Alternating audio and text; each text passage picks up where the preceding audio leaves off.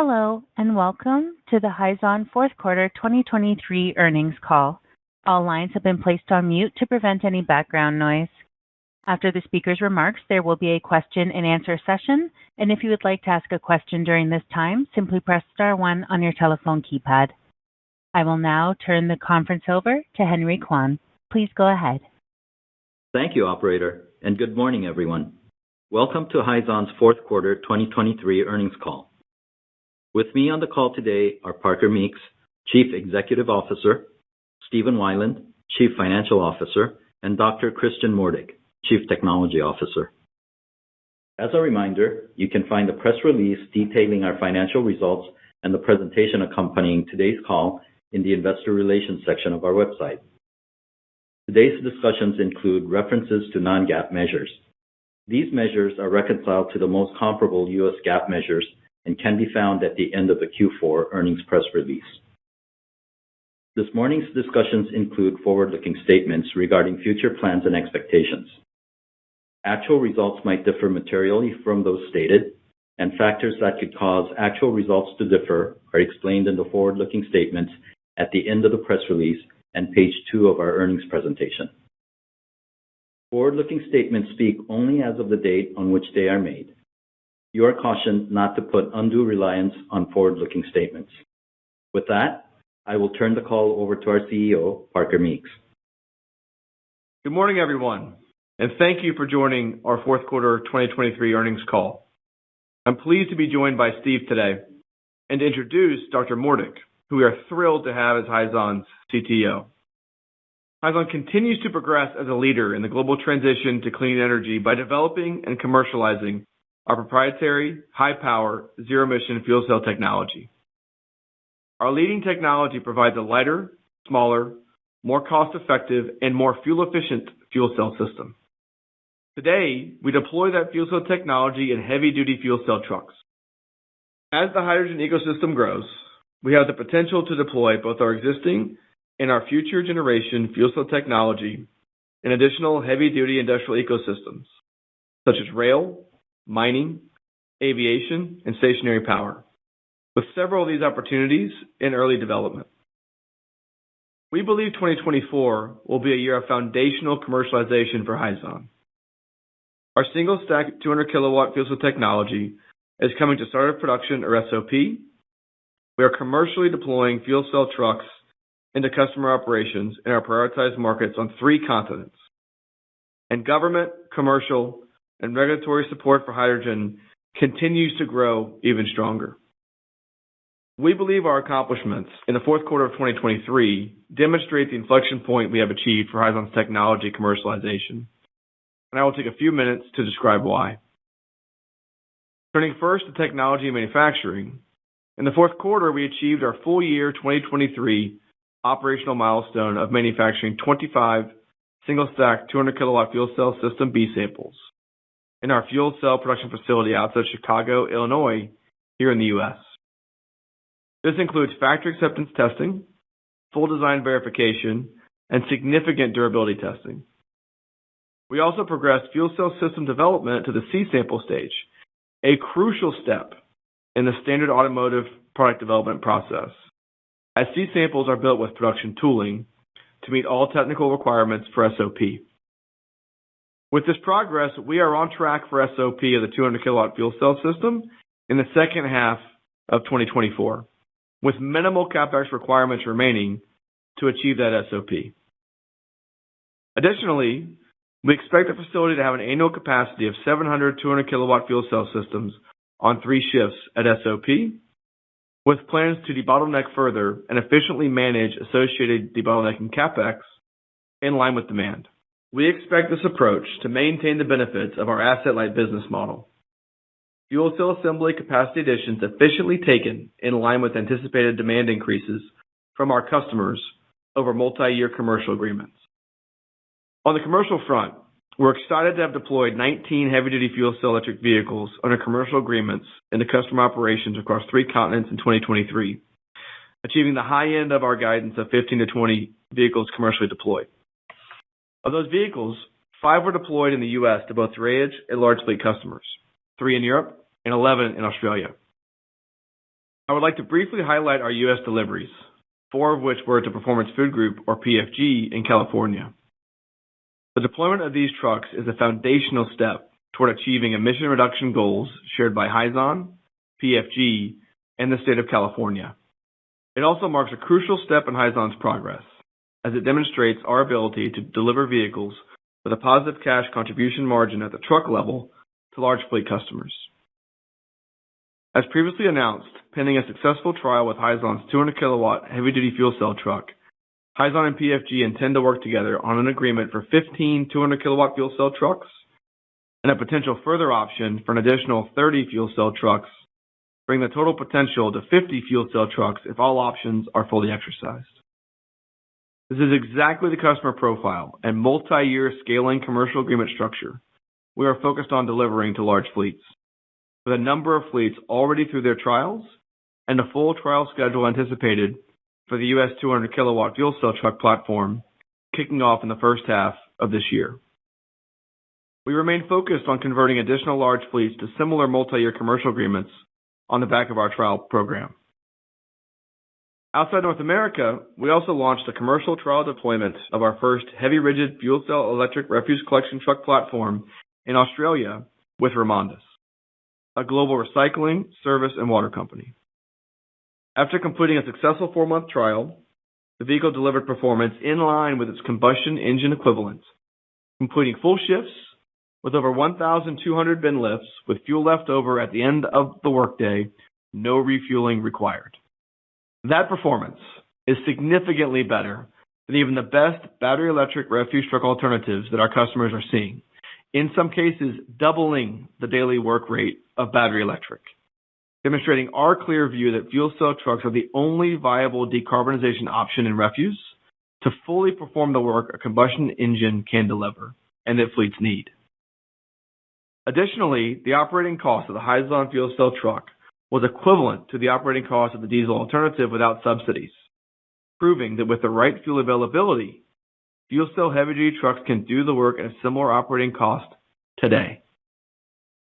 With the trial complete and successful, the team is working with Remondis to transfer full ownership of the truck to the Remondis fleet under the existing commercial agreement. Hyzon also entered into a revised commercial agreement with TR Group, New Zealand's largest heavy-duty truck fleet owner, for up to 20 fuel cell trucks upfit with Hyzon's single-stack 200 kilowatt fuel cell system. Following the initial commercial trial, TR Group has an option to purchase the 2 trial trucks, as well as to upfit another 18 trucks with Hyzon's 200 kilowatt fuel cell systems. Turning to governance, throughout 2023, we took significant steps to strengthen our board of directors and management, including appointing 2 new board members, a new chairman of the board, and accomplished leaders to the executive team. We completed the reinforcement of our leadership team by welcoming Dr. Christian Mordick to the team as our Chief Technology Officer. Christian is a globally respected leader in the fuel cell industry. He joins us from his role as Chief Commercial Officer at Cellcentric, a joint venture between Daimler Truck AG and the Volvo Group, which Christian helped establish through his previous role as CEO of Mercedes-Benz Fuel Cell GmbH. Christian's combination of deep experience developing and critically commercializing fuel cell technology will both accelerate our leading U.S.-made 200 kilowatt fuel cell system and further bolster our ability to extend our leadership in fuel cell technology R&D and IP generation. With Christian joining an already strong management team and board, we are confident in the leadership and governance foundation we have in place to drive Hyzon forward into commercialization. Turning briefly to our financial performance, we delivered another quarter with declining net cash burn and met our second half 2023 net cash burn guidance by remaining disciplined in maximizing our technology development and commercialization progress while driving real efficiencies in Hyzon's cost structure and cash burn, which Steve will comment on further. We continue to evaluate financing options to support our commercialization, including potential strategic counterparties, while being thoughtful about valuation and dilution. With the operational and commercial milestones achieved in 2023, we start 2024 with strong momentum and a positive outlook. We expect 2024 will be the year Hyzon realizes meaningful commercialization by advancing our 200 kilowatt technology and heavy-duty fuel cell trucks their respective SOPs, and cementing and advancing our large fleet customer portfolio as the foundation for scaling through multi-year commercial agreements and subsequent deployments. As mentioned previously, Hyzon's innovative single-stack 200 kilowatt fuel cell system continues to advance towards its SOP in the second half of 2024. We are currently completing durability testing, which is set to conclude around the midpoint of the year, and pending favorable results, we'll be ready to start production soon thereafter. By generating 200 kilowatts from a single fuel cell system, Hyzon can offer a significantly lighter, smaller, more cost-effective, and more fuel-efficient fuel cell system when compared to the conventional approach of combining two systems or stacks to reach 200 kilowatts or more of fuel cell power. Our U.S.-based fuel cell production facility is nearing completion with less than $5 million in remaining capital investment to reach SOP. As I mentioned, the facility is projected to have an initial annual capacity for over 700 200 kilowatt fuel cell systems operating on 3 shifts. Alongside SOP of the fuel cell system, we also expect to reach SOP with 2 of our initial vehicle platforms, the 200 kilowatt conventional and the 200 kilowatt cab-over fuel cell trucks. The 200 kilowatt cab-over truck was unveiled last week in Australia as the first launch of Hyzon's 200 kilowatt fuel cell system and powertrain. The 200 kilowatt powertrain was designed in the U.S. and adapted regionally to maximize efficiencies from a common powertrain solution. As one of only 2 companies with heavy-duty fuel cell trucks commercially deployed in 2023 in the U.S., starting production with these high-power vehicles positions us well to achieve our commercial targets in 2024, continuing the early mover advantages we established in 2023 with our first deployments to large fleets in each region. From a commercial standpoint, 2024 is focused on securing large fleet multi-year fuel cell truck commercial agreements, similar in design to the agreement in place with PFG, securing vehicle contracts with multi-year scaling potential with large fleets on the back of successful trials, activating several of these contracts with initial deliveries in this year, and then advancing multiple large fleets to their second stage orders and deliveries later in 2024, which will be a significant milestone for the company and the industry when it is achieved. These fleets, with internal and government mandates to decarbonize, are experiencing the limitations of heavy-duty battery electric trucks in their operations and are turning to fuel cell trucks for long routes with heavy payloads and minimal downtime for refueling. This real-world customer feedback bolsters our confidence that the mix of a decarbonized fleet is shifting clearly towards hydrogen. One application where battery electric today cannot compete with hydrogen fuel cell trucks is refuse collection, or garbage trucks. As demonstrated in our trial with Remondis, our hydrogen refuse truck delivers similar operational capabilities as a traditional diesel truck. Typical battery electric version today completes roughly half of that work, goes home at lunch, and charges for the next day. The gap in performance is significant, leading us to believe the future of zero-emission refuse collection is clear. It is one that only hydrogen fuel cell electric refuse trucks can deliver. We also see the refuse truck market as one that can develop more quickly, given the back-to-base nature of the use case and the ability to produce hydrogen on-site from landfill gas or solid waste. Hydrogen-powered refuse can create a circular zero-emission ecosystem, with an estimated 120,000 refuse trucks on the road in the U.S. alone, and many publicly funded fleets in California facing expected near-term zero-emission purchase mandates under California's Advanced Clean Fleet Rule. With this in mind, we are accelerating our refuse program in North America, building off the development in Australia. We recently announced a joint development agreement for refuse trucks in the U.S. with New Way, the largest private refuse equipment manufacturer in North America. The first U.S. fuel cell waste collection truck is currently in assembly, with a full customer trial schedule expected to launch in the first half of 2024, and initial commercial deliveries projected in 2025. We are excited by the strong response refuse fleet customers have shown and the upcoming customer trial schedule. All of this is supported by strong tailwinds worldwide for hydrogen and zero-emission vehicles. Major markets globally have policies to accelerate adoption. In the U.S., for instance, the Biden administration has allocated $7 billion to 7 hydrogen hubs, several of which Hyzon directly supported.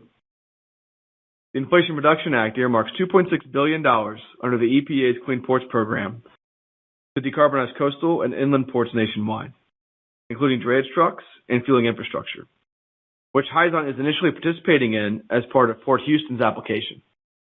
California remains a well-funded zero-emission Class 8 truck subsidy market, with several $100 million available as of the beginning of 2024, including over $300 million available through CARB's HVIP program, over $70 million from the Volkswagen Environmental Mitigation Trust, and funding specifically for drayage trucks through the Port of LA and Long Beach Clean Truck Fund. In short, we are excited to build on this momentum with the following milestones in focus for 2024.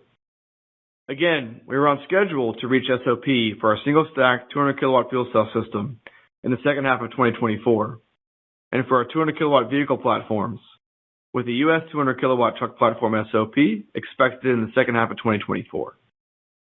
These will be major technology and commercial milestones, clearing the path for commercial scale-up of our 200-kilowatt fuel cell technology to large fleet customers globally. Second, we are progressing well in our trial-based large fleet customer pipeline, with a focus on converting additional large fleets from trials to multi-year commercial agreements. We are focused on signing new large fleet multi-year customer agreements in 2024 and targeting the advancement of large fleet customers to the second stage of their multi-year order pattern as well. Third, we will be launching U.S. refuse truck trials in 2024, with initial commercial agreements expected in the second half of 2024. Fourth, we are targeting 20 to 40 fuel cell truck deployments under commercial agreements to customers in 2024 globally, purposely focusing our deployments to large fleet customers to activate their multi-year commercial agreements or to advance to the second delivery of their agreements. By deploying a smaller number of trucks per fleet to priority large fleets, we are purposefully managing working capital and associated net cash burn while maximizing the commercial foundation we have in place to enable scaling in 2025 and 2026. Lastly, we are focused on strengthening our balance sheet and securing additional capital to fund our business. I want to thank our global team for their tenacity and commitment. Our leading technology, in-house manufacturing, and partnerships make us ready to scale production and drive commercialization as an early mover in this fast-growing industry. Now, I would like to introduce our newly appointed Chief Technology Officer, Dr. Christian Mordick. Christian? Thank you, Parker, and thanks for having me. I would like to first start off by saying how excited I am to join the Hyzon team. After having spent 2/3 of my career developing fuel cell technology at automotive OEMs, most recently as Chief Commercial Officer of Cellcentric, a joint venture between Daimler Truck AG and the Volvo Group AB, it is refreshing to work for a company solely dedicated to fuel cell technology, especially during this stage of scale-up and commercialization. What makes me stick to automotive fuel cells for more than 25 years? My energy source is based on the 3 Ps: product, people, and purpose. Fuel cell products are based on a fascinating technology which delights my physicist's heart and brain. Knowledgeable people with a strong passion to attack challenges are the biggest asset in this business and drive me to work every single day. Fuel cells are helping make this better, a zero-emission world. This convincing purpose enables me to go high speed and full power all the time. I joined Hyzon because of its existing strength in product and people, and because as a company, we are fully focused on our purpose of decarbonization. On the product side, one of my biggest motivations to join Hyzon was the significant fuel cell technology advantage and the corresponding intellectual property we hold. Hyzon has developed a single-stack 200-kilowatt fuel cell system which brings significant advantages in weight, size, fuel efficiency, cost to manufacture, and product cost. There are currently very few companies developing a single-stack 200 kilowatt fuel cell system, and I believe Hyzon is the first to deploy a heavy-duty vehicle with a single-stack 200 kilowatt fuel cell system. Which brings me to another reason Hyzon's technology is at an advantage. Hyzon not only develops and manufactures its fuel cell systems, but also integrates them into heavy-duty vehicles. We have deployed these vehicles on 3 continents and worked directly with the fleet customers to understand their real-world operations. With that data, we can intelligently manage and adjust our fuel cell technology to increase durability, reliability, and performance in different environmental circumstances. By doing so, we constantly expand our portfolio of intellectual property, maintaining and building our competitive edge.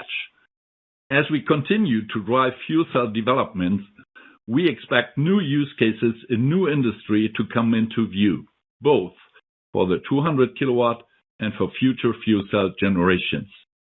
Our goal is to provide hydrogen-powered decarbonization not only for trucking, but across tomorrow's mobility industries, including mining, construction, rail, marine, and airport ecosystems. Earlier this month, we launched the first truck with Hyzon's 200 kilowatt fuel cell system and powertrain in Australia.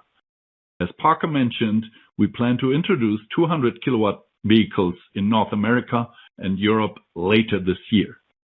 As the hydrogen economy grows, Hyzon's opportunity to decarbonize sectors grows, all based on the same fuel cell technology. I look forward to working with our team of expert engineers to increase Hyzon's competitive advantage by bringing the 200 kilowatt fuel cell system to SOP this year, and to continue advancing fuel cell technology beyond the 200 kilowatt system in the future. With that, I would like to turn the call over to Steve for a closer look at the numbers. Steve? Thank you, Christian. It's great to have you on the team. One of the primary reasons why I joined Hyzon last November was our differentiated technology and intellectual property. I believe that our ability to attract an experienced fuel cell expert such as yourself is an affirmation of this value. It demonstrates that Hyzon's technology is compelling, and I very much look forward to working closely with you. I am proud of the execution that we demonstrated throughout 2023 in achieving the important operational milestones set out earlier in the year. Advancing to the C-sample phase of our 200 kilowatt fuel cell system has us on track for start of production later in the year and also for deploying our first 200 kilowatt FCEV trials. Our continued commercial progress is most recently evidenced with our customer PFG, refuse market opportunity with New Way trucks, and trial activity. In addition to achieving our operational milestones, we also met or beat the financial guidance established earlier in the year on both the second half and full year basis for SG&A, R&D, and net cash burn. I'll highlight this in more detail as I next walk through our results. I would like to kick off my discussion by pointing to our Q4 and 2023 revenues of approximately $0.3 million versus $3.7 million in 2022. The Q4 revenue reflected our first truck sale in the U.S., one of our 19 truck deployments. We also delivered 4 trucks to PFG shortly before year-end, for which we will begin to recognize revenue starting in Q1 2024. While this was structured as a sale and we collected cash in Q1 2024, given the contract terms, it is effectively accounted for as a lease in our financials and recognized over time. The 14 remaining 2023 deployments translate into revenue if certain contract terms are achieved and customer acceptance is provided. Cost of revenue came to $15.7 million in 2023 versus $23.3 million in 2022. 2023 cost of revenue primarily represents inventory write-downs and customer contract cost provisions. The decrease from 2022 is primarily driven by costs incurred in 2022 in China and Europe for FCEVs, upfit services, and other charges that did not occur in 2023. R&D expenses came to $43.7 million in 2023 versus $39.1 million in 2022 and slightly below our guidance range of $45 to $49 million. The primary driver for the increase in R&D over 2022 is higher personnel costs supporting our development efforts. SG&A came to $121.2 million in 2023 versus $114.1 million in 2022 and below our guidance range of $130 to $134 million. The primary reason we fell below the guidance range is because we began recognizing asset impairment charges as a separate line item in Q3 2023. The drivers behind the increase in SG&A over 2022 were the $25 million SEC charge offset by certain activities that did not occur in 2023, such as the Orton cancellation charge. A significant portion of our 2023 SG&A came from an elevated level of legal, accounting, and consulting fees from ensuring filing compliance and legal work relating to the SEC investigations, which are now behind us. We recognized $7.8 million in restructuring and asset impairment charges in 2023, driven primarily by charges in Europe and the U.S. On the balance sheet, we ended 2023 with $112.3 million in cash and equivalents, representing a net cash burn of $25.5 million in Q4. This represents our lowest quarterly net cash burn over the last 9 quarters and 4th consecutive quarter of declining burn.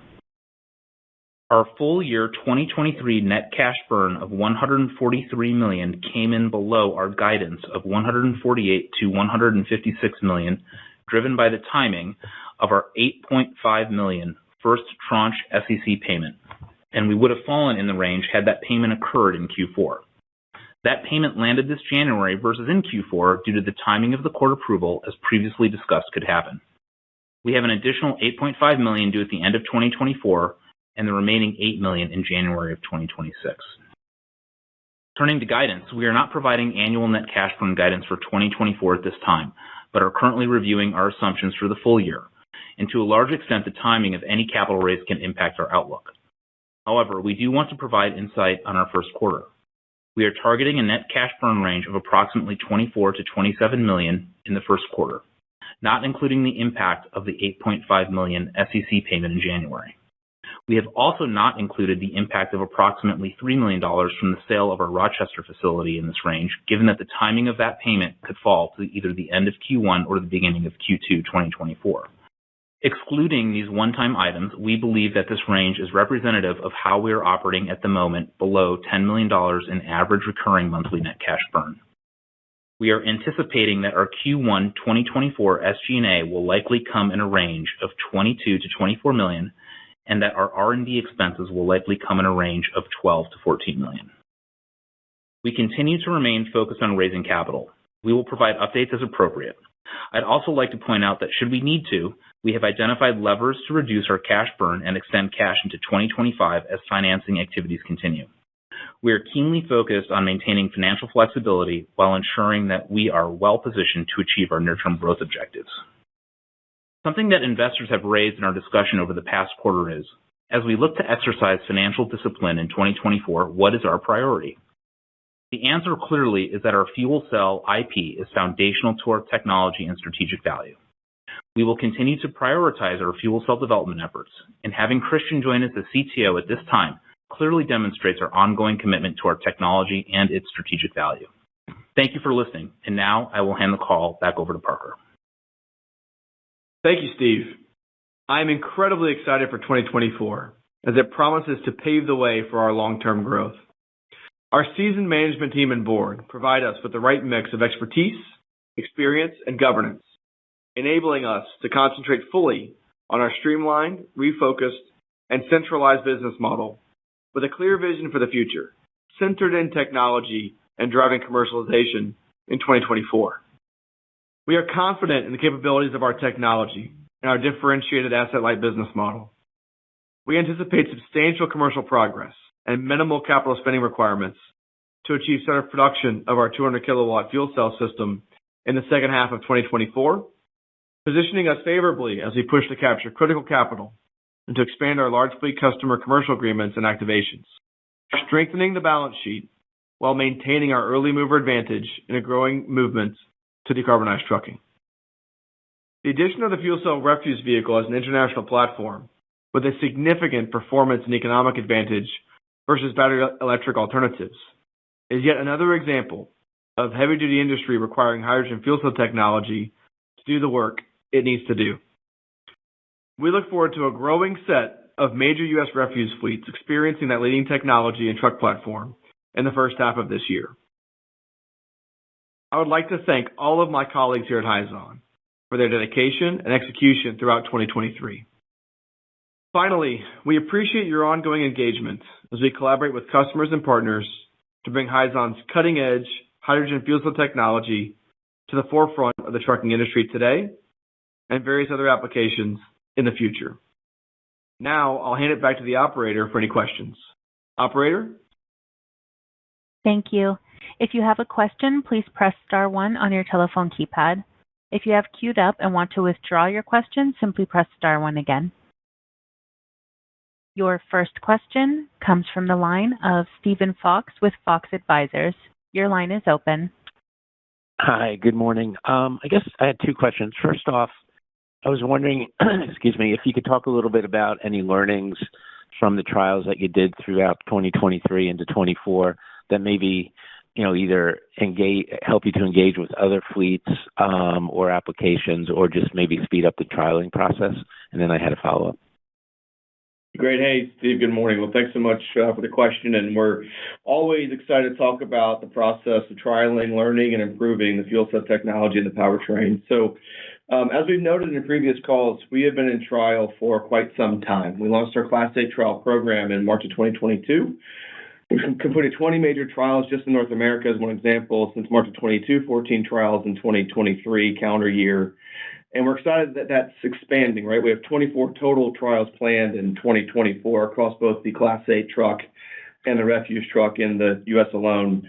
And the learnings have been significant over that time. What's exciting is we still have the first trucks that we put together, of course. And when you look at those Class 8 trucks, the first trucks in trial, side by side with the latest technology, so much has changed from the powertrain, from the integration approach, even the look and feel of the truck to the driver, where the steps are positioned, how they get in and out of the truck, how they operate the truck.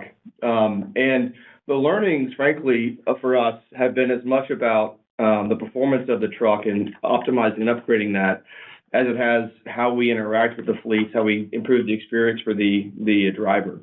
And I'll give a couple of examples of that. One, when we launched the first ever fuel cell truck in commercial operation in Texas at Port Houston in December of 2022, which we did to show the U.S. fuel cell trucks are ready to do drayage, not just in California, but across the country, which we're excited hopefully to expand through the Zero Emission Port Equipment funding coming out shortly in the Inflation Reduction Act. That trial was a next step in our testing of various weather environments. So we tested the trial through its paces in cold weather in Edmonton, Canada, starting in that winter of 2022, with the truck showing up in minus 20 to minus 30 degree temperatures, which went through learnings on preheat and other things to now have run for 2 consecutive winters up in Canada. We've done hot weather testing in the LA Basin and in Central Texas in the summer with up to 100, 105 degree Fahrenheit temps, and a lot of learnings on how to keep the truck and the technology cool through that experience. In Houston, I call it our wet weather trial test, because I'm from Houston originally.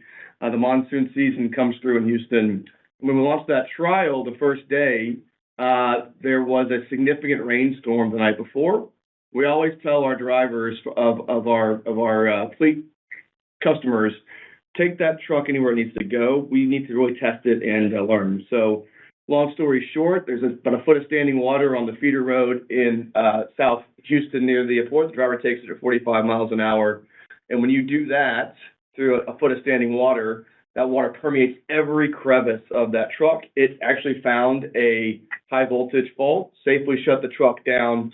We get it back to the service bay, dry it out, goes into operation about 24 hours later, and complete the rest of that trial very successfully. We found the waterproof fault source and swapped that out in the design, and haven't seen that issue come back since. So we're very transparent about the learnings from trials, and our customers see that, appreciate that. And we're very thankful to have tremendous customers like Performance Food Group that we've been working with now for over 2 years since their trial. And Talca in the Port of Houston, who ran that trial for us and has been a great partner to us since. And these leaders, these customer leader fleets who really are motivated to not just get going, but learn and help everyone improve, are why we've been able to get the experience we have, the tens of thousands of miles and kilometers globally on our powertrain, and why we're so confident in the powertrain that we've developed and are launching now. Great. Great. That's helpful. And then just from a funding/regulatory standpoint, like you mentioned a bunch of opportunities where, the technology could be advanced through new funding in the U.S., but how would that sort of relate to maybe direct funding or your ability to, have a more pronounced position in the supply chain as hydrogen develops? Is there anything you could point to that we should be watching closely for 24 that will be sort of, if not a game changer, an incremental positive on that front? Thank you. Absolutely, Stephen. Thank you for that as well. We are very excited by the tailwinds that have continued to grow globally, in particular here in the U.S., for subsidy to deploy and start to decarbonize trucks. We see a clear three-step pathway for subsidy here for us to scale with our customers in line with our production capacity and in line with their appetite over a 3 to 4 year scaling plan. The first step is active today and is very deep, which is California, right? The state of California still has over $300 million available right now for Class 8 zero-emission trucks, with a $240,000 per truck base voucher for large fleets that can go up to over $400,000 for small fleets and drayage and certain other applications, stacking various subsidy sources on top of the HVIP CARB voucher.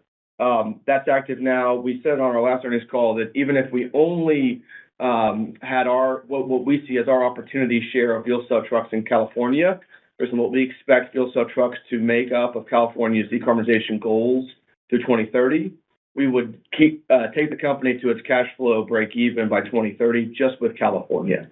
The second step is ports, right? And that's under the Inflation Reduction Act's Clean Ports funding, which includes the Zero Emission Port Equipment Fund. That's $2.6 billion of funding, with applications going in now and awards expected to be awarded starting in December of this year. And that's up to $500 million per port, which includes drayage trucks and hydrogen refueling infrastructure.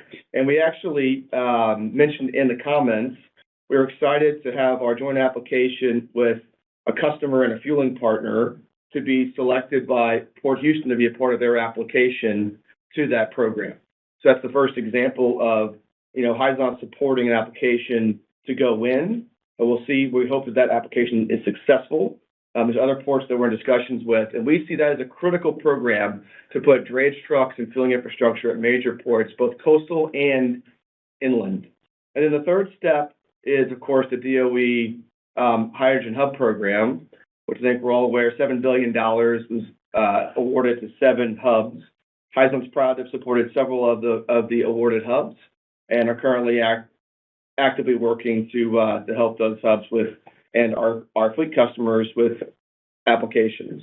So we have a tremendous opportunity we see on the truck side. On the fueling side, the 45V production tax credit in the IRA is also critical to us and to the industry. Now, anyone who's in hydrogen has seen the significant discussions going up to Congress about how that initial guidance has come back and what we all think are prudent changes that are critical to be made.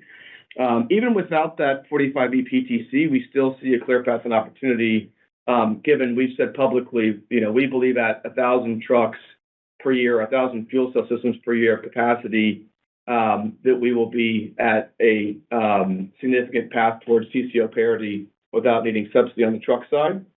But that fuel subsidy we do think is important to us. The last thing I'll say is there's other provisions that are under the radar that all help us, get this cost down. One is the 45W clean truck tax credit, which gives up to $40,000 per truck that we're working right now to ensure that Hyzon trucks are able to qualify for. So very clear path we see for subsidy. I think some of the major things to look for are continued deployments and voucher applications by Hyzon customers under the California CARB HVIP program.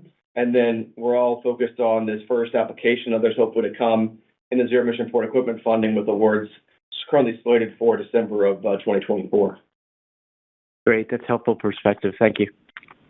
Thank you, Steve. Your next question comes from the line of Craig Irwin with Roth MKM. Your line is open. Good morning, gentlemen. Thank you for taking my questions. Parker, I just wanted to start off with the improved cash use. You guys seem to be tracking ahead of what you were guiding us for, earlier in 2023, and even ahead of sort of what you were discussing for the outlook for 24. Can you maybe describe for us what's working for you? Maybe some of the actions that you've taken that are getting these results? Thanks so much, Craig, and great to hear your voice. So I'll pass it over to Steve for comments. Steve? Yeah. Hey, Craig, thanks for the question, and thanks for bringing it up. We're really proud of our performance in managing cash burn and expenses here at Hyzon. I think if you look at the numbers, you'll see that, just from Q1 23, our net cash burn was about $46 million, and here in Q4, about $25.5 million, right? So that's a significant reduction over the course of the year. And even if we had included that SEC payment in Q4, like I mentioned, we still would have come in that range. And so it really represents, a number of things. It's our renewed strategic focus, really focusing the business on the most important things as we rolled out our new strategy early in the year, striving cost efficiencies. And we're also benefiting from, of course, seeing kind of legal and consulting and accounting fees come down as we move out of that investigation. So, right now in that fourth quarter, that worked out to about $8.5 million of monthly average recurring cash burn. That level, sub $10 million per month level is pretty representative of how the business is operating right now. And we're not giving guidance for the full year, but I think that's pretty indicative of what we're doing. And it also lets us continue to prioritize and invest in the key areas of our technology and move that forward. Yeah, and I'll just add to that, we're really proud of the fact that I feel like, we believe we're showing significant progress and a real inflection point that we've reached in commercialization, not just in the development towards SOP of the 200 kilowatt fuel cell system and our plant here in Bolingbrook in the Chicago area, which we're very excited about the upcoming SOP that we're anticipating in the second half of this year. I mean, just a major step, not just for us, but for the fuel cell industry in the U.S. and a plant like this coming online. And then additionally with this global powertrain, I mean, we've just, brought the refuse program and platform from Australia to the U.S. And we're eager to get that leading refuse truck into trial here in the U.S. Soon. And additionally, launching the 200 kilowatt powertrain in the right-hand drive 6x4 cab over truck in Australia this past month. So making all that progress while continuing to drive cash burn down, we think shows that we've been effective in maintaining and driving the commercialization of Hyzon, our technology, while also continuing to find opportunities to reduce cash burn. So that remains our focus, is driving cash burn, managing it. We have a clear view of the levers we can continue to pull to manage cash burn appropriately, to make sure that we're maximizing value for shareholders and how we're advancing the business and being prudent with our resources. Great, thank you for that. So then, as the focus of the company is shifting, right? You moving from B samples to C samples, moving from testing primarily on rigs. I guess we call them not big rigs, but benchtop rigs, right? To right. Rolling this year ahead of SOP. All those efficiencies that you've achieved on sort of tightening the screws, delivering a little bit of savings on how you're executing your strategy. Do those continue to translate through likely over the next number of months? Are those lessons things that are long term applicable? They are, yeah. So that's a really important topic to us, Craig. So how we think about testing, trialing as a comprehensive system, and I'll give an answer and then ask Dr. Mordick to add any thoughts he may have. But it does run from the bench tests in our full scale 250 kilowatt load bank testing facilities here in Bolingbrook, which is a lab that we think is a highly productive and a real showcase for the company that we love to show off anytime people come to visit us, to the on-track program that we run at the test track we utilize in Michigan here in the U.S. and test track in Europe and in Australia that we have to test each of our truck platforms and our customer trial programs as well. And what's important is it's a multi-stage program that tests durability, that tests performance, that tests fuel efficiency, that allows us to optimize every element of the powertrain. So it starts, of course, with the fuel cell itself. Our 200 kilowatt fuel cell system SOP is not just testing the system, right? It is testing single cell, it is testing short stack, it is testing full stack, it is testing the full system. It is documenting learnings and integrating those throughout the SOP. So I can tell you that even in the 200 kilowatt fuel cell system itself, we're already on multiple sub-generations of that technology as we've identified and built in additional improvements in the design, even over the past 12 months. And that is, what's exciting about that is we are confident when we bring that system to SOP here in Bolingbrook, that we're still on track for later this year, that system will not just be, a high-performance fuel cell system that we think is ahead of others that are in trucks today, but it also is one that will already have started to go through cost, performance, and quality improvements in the balance of plants, in the MEA, the catalyst design, as we're optimizing and improving it based on the findings through our very rigorous A-sample through C-sample pre-production and SOP process. And on the truck side, as I said before, all the testing that we've done now over tens of thousands of miles and kilometers, look, in the grand scheme of this technology, we all across the industry have a long way to go to test and validate and prove performance in the use case. But we've already shown tremendous gains in the performance and the optimization of the powertrain, in the performance of the truck, even going from the 110 kilowatt technology in the truck, the 200 kilowatt technology in the truck. We're seeing an expectation of 20% better fuel efficiency on the test track with that 200 kilowatt powertrain in the truck in the same use case, which, by the way, that's 20% better than diesel. And when half the cost of a truck of its life is fuel, that is a tremendous impact on our progress towards total cost of ownership parity with diesel. So all of that learning applies. And what's also exciting for the company long term, so it's direct impact on the truck use case today, right? And that's what we need to deliver to commercialize the technology. But when you look at the valuation of Hyzon, the option value and the upside in putting the same 20 kilowatt technology into ground support equipment at airports, into stationary and remote power concepts, are relatively near term in the grand scheme of this industry evolving. And all those learnings on the fuel cell, its performance, the powertrain integration, have a real benefit to us in all the use cases that will come as well. So we're excited. Our customers see it, and that's why they're with us.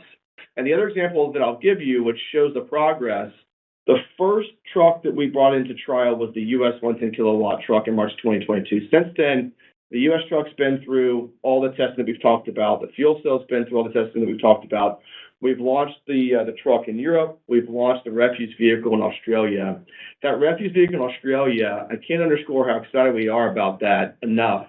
That truck ran 4 months with Remondis, unconstrained, up and down, 18% grades near Sydney, Australia, and had zero unplanned downtime, which is a tremendous outcome for a technology at this stage, and one that we're quite excited to build on, which we think shows the progression of not just our fuel cell technology, but our powertrain as well.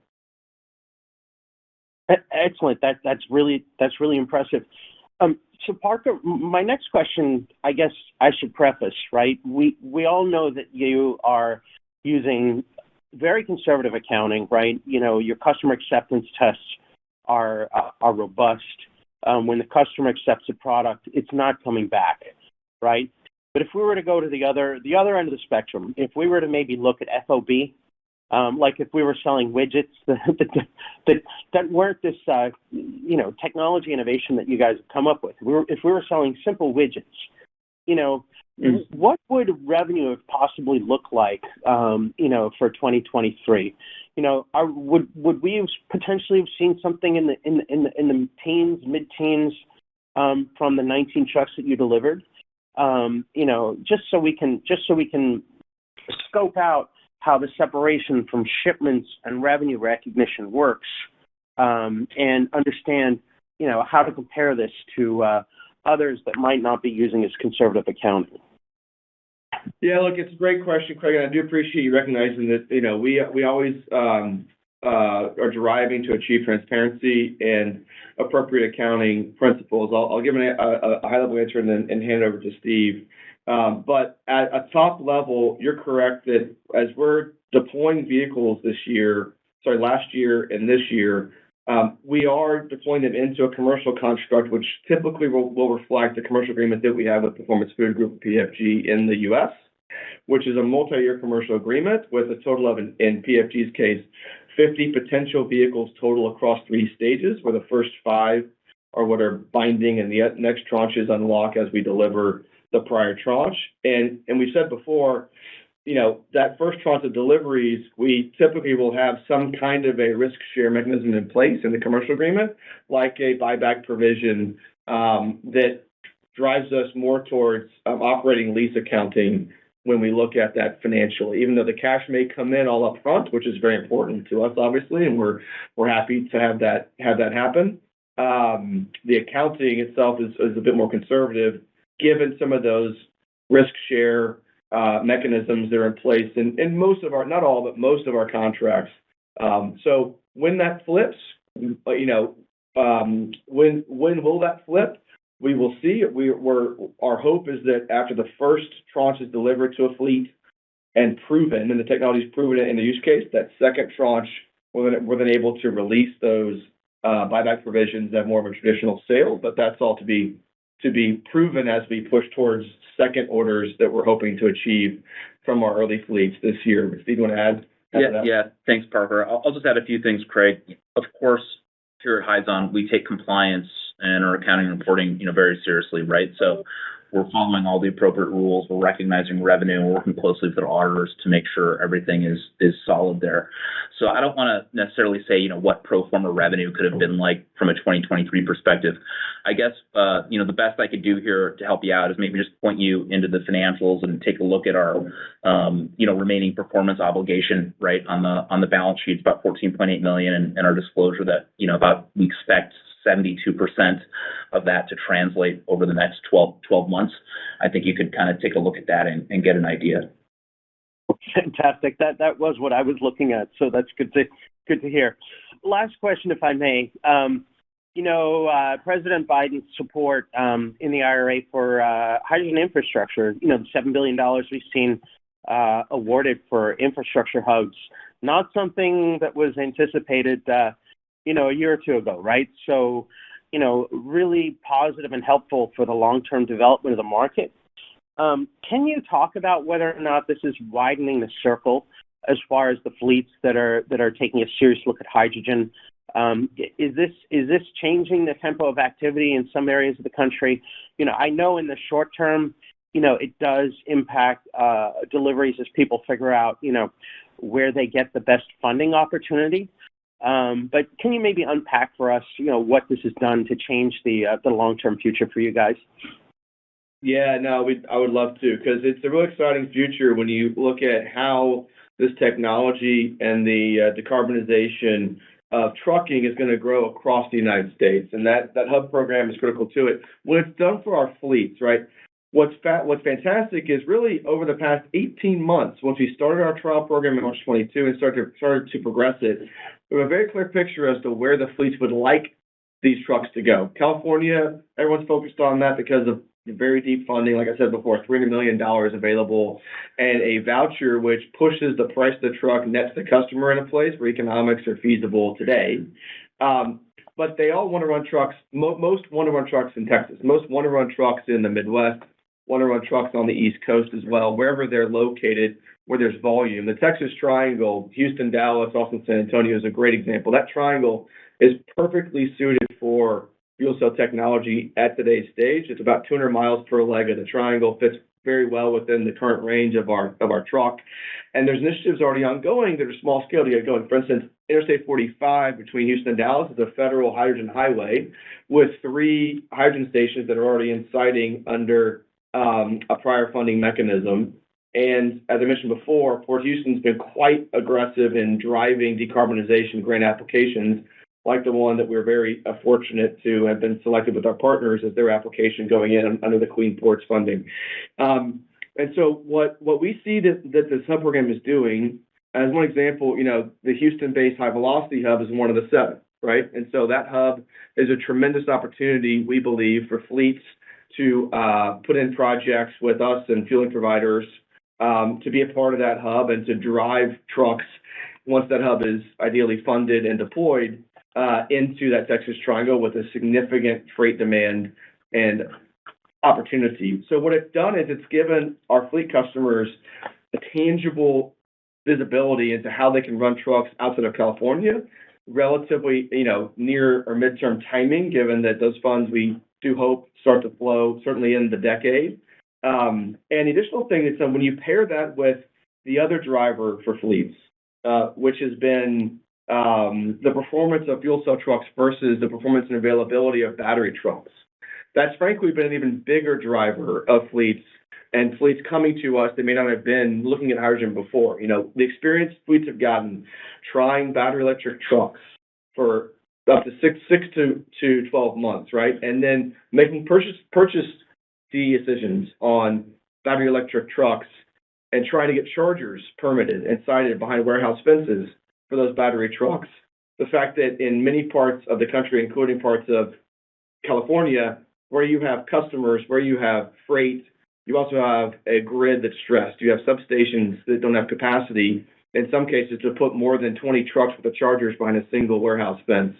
And you have 5 to 6 year lead times, some customers tell us, to get any material number of chargers with enough power per charger to not have them sit there for 8 hours, which a lot of Class 8 fleets can't have 8-hour charging. So that's driven fleets to also expand their view of the use case for fuel cell trucks and how much it needs to be a part of their future, given the frictions on weight penalty, the frictions on operating performance profile, on range, and then on infrastructure availability. So when you add the battery truck challenges, which is the biggest driver, if you ask us, of why there's $300 million sitting in the CARB HVIP program today. When I joined Hyzon in June of 2021, when CARB opened up HVIP funding, they'd release anywhere from 50 to 100 million at a time. It would sell out in 20 minutes because battery trucks were being applied for in significant numbers.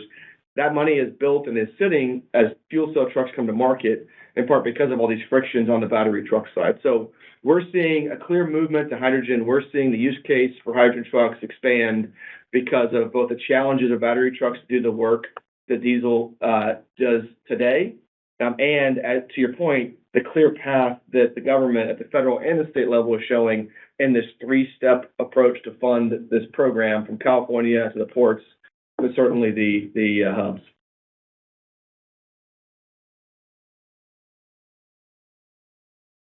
Your next question comes from the line of Rob Wertheimer with Melius Research. Your line is open. Thank you. I'll have 2 if I can.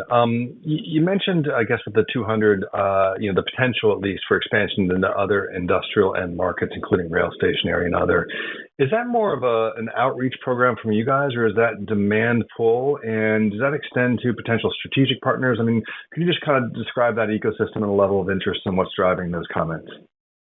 Hey, Rob, good morning. Thanks so much. I mean, the future for fuel cell technology is significant, and we're excited to talk about the next markets that we see after trucks. So to answer it directly, the opportunity is as much a pull from strategic counterparties and other entities that want to get going and have real decarbonization goals as it is us, pushing and identifying where that could happen. And let me give you a couple of case studies on that. One, stationary and mobile power. We announced previously a joint development agreement with Schlumberger to do that. There's significant appetite from many in the industrial and remote work use cases for a decarbonized solution for power that can work. So that's both inbound from partners, inbound from customers, and that's a pretty broad set of opportunities. It's inbound from data center operators, inbound from entertainment industry who's using diesel generators to film movies and TV shows and other things, inbound from industrial operators, which remote ops like oil and gas and power and chemicals that need to replace generator power that's on diesel today with something that is zero carbon, and find batteries to be a tough solution. The other example I'll give is the airport ecosystem with ground support equipment. There are funding programs at airports today, both in the U.S. and Europe, to start decarbonizing airports. I think people realize, look, we hope fuel cells are in planes, certainly, but that is going to take some time. 75% of the emission profile, when you take the planes out of the equation at an airport, is ground support equipment. And those use cases like aircraft tugs and ground power units are perfect use cases to slot in 200 kilowatt fuel cell power today. So that's airports and airlines and others in the aviation ecosystem who are quite interested and have goals that they need to achieve. So those are things that we're working on actively that we would like to see come to market as we have the trucks launched and scaling. We're taking a prudent approach to manage our working capital and our resources, but those are markets that we fundamentally believe are going to be ready to go as soon as the trucks are launched. All right, perfect. Thank you. And then, Parker, you've touched on this in two questions in a couple different ways, but just contextualize California. Clean truck mandates are difficult to meet. I think you've mentioned that sometimes battery electric just isn't up to the duty cycle, et cetera. What are your customers saying and potential customers saying? Are they waiting around until fuel cells are fully tested and mature? Do they expect to have to buy batteries? I'm just curious about what that environment feels like, and if there's a real launch, in 26 or whatever, if people wait for it and then go after it. And if I may, when you're dealing with your trial customers, are they typically playing you against and benchmarking you against other fuel cell providers, or is everybody finding a customer and testing it out at this point? It's not really competitive between you all on fuel cells. I'll stop there. I know that was two questions. No, that's great. No, thanks, Rob. And happy to describe transparently how we're seeing this today. So first, all the fleets that we're working with, we are screening our pipeline to focus, right? We believe we only need at least 10 large fleets like Performance Food Group to scale over a 4-year scaling program to 1,000 trucks per year in total, up to 100 trucks per fleet, right? So we're very focused on back-to-base large fleets plus concentrated ports, right? But back-to-base large fleets who have concentrated demand behind warehouse fences and have the use case that stretches beyond, the 200-mile sort of break point that's now reducing probably 150 miles where battery struggles, right? And with that in mind, all of our fleets are trying everything, right? The fleets that are truly motivated. And these fleets, like Performance Food Group, are typically leaders, right? So PFG has a stated goal to decarbonize, to reduce the diesel per case in their fleet significantly by 2030. That's a real goal. And you see them leading and taking our trucks into operation because they want to get going, right? And they're very proud of that. Those are the fleets that we're focused on. There's a significant number of those out there. As I mentioned before, 20 trials completed in North America alone since March of 2022. Every fleet is trying multiple solutions, right? And we want them to, because we're confident in, first of all, fuel cell technology being the right answer for the use cases that we're focused on, which is the majority of what Class 8 does, the over 150-mile, back to base to long haul transition. And then also benchmarking us against other fuel cell technology. We're happy whenever fleets are trying other fuel cell trucks because we fundamentally believe our 200 kilowatt single stack fuel cell system has a weight advantage that's significant, a volume advantage, a cost advantage, which allows our trucks to be positive cash contribution margin today to large fleets, which is a unique statement in this business versus others who are significantly cash negative. And fleets see that and see a technology that's leading, and they see a business model that can scale. All right, thank you. Thank you. That is all the time we have for questions. I'll turn the call to Parker Meeks for closing remarks. Thank you very much, operator, and thank you all for joining and for the tremendous questions and discussions today. As you can tell, we are incredibly excited for 2024. It promises to pave the way for Hyzon's long-term growth, and we look forward to continuing to update you as we achieve our commercialization goals this year. And thank you so much for taking the time to engage with us. Take care. This concludes today's conference call. We thank you for joining. You may now disconnect your lines.